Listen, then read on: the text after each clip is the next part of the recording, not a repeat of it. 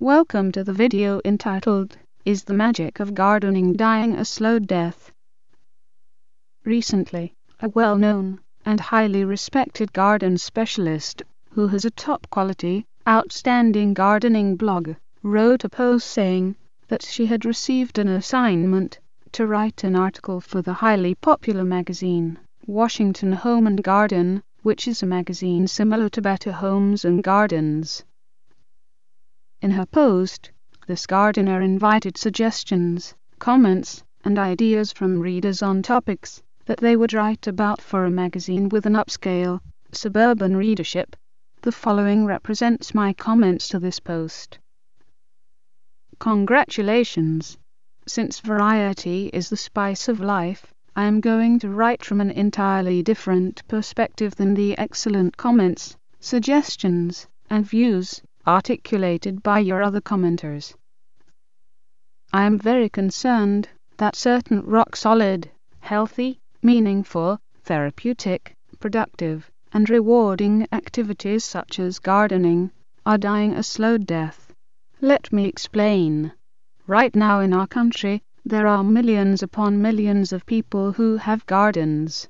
Thousands of these individuals will go out of state to visit other well-known gardens, and countless others will go online every day to read about gardening. These people have what I call the gardening imagination. Stated differently, these are the individuals who, from a positive perspective, have been bitten by the gardening bug. With such a thriving gardening base, you may ask, where's the evidence that gardening is dying a slow death? For more information about this issue, please continue reading this post. Almost everything, including gardening, needs to be passed on to future generations if it is to survive and prosper.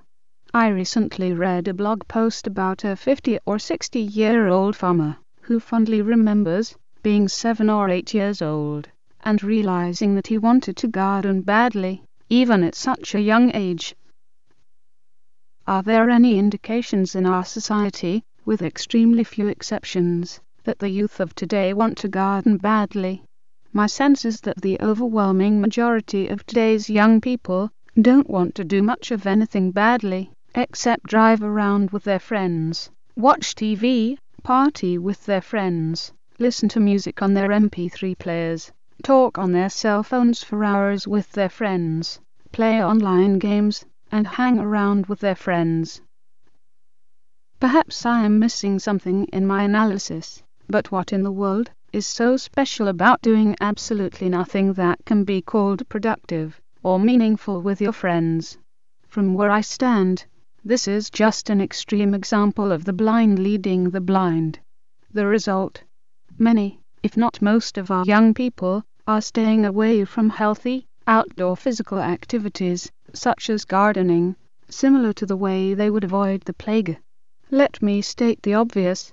This is not progress, this is not healthy, and this is not making a meaningful contribution to society. It is, however, to use a gardening term, a great example of horse droppings, also known as horse manure. Perhaps you can address the points made above in a magazine article or in a blog post. The reality of the situation, however, is this. If the older generation does not make a concerted effort to teach today's youth about gardens and gardening, then today's young people will never discover the wondrous magic and the fascination about working with their hands in the soil, and they will never feel and experience the special connection with the earth that is intrinsic to gardening. In short, without such an extensive educational and learning endeavor, the magic of the garden will have lost its appeal, not only with today's young people, but also with the adults of tomorrow. And when this happens, there will not be an opening for a garden writer at Washington Home and Garden, or anywhere else.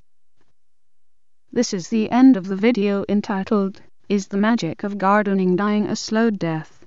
For more information about gardening and garden-related subject matter, such as garden accents and decorations, please go to www.waterfountains and garden decor.com.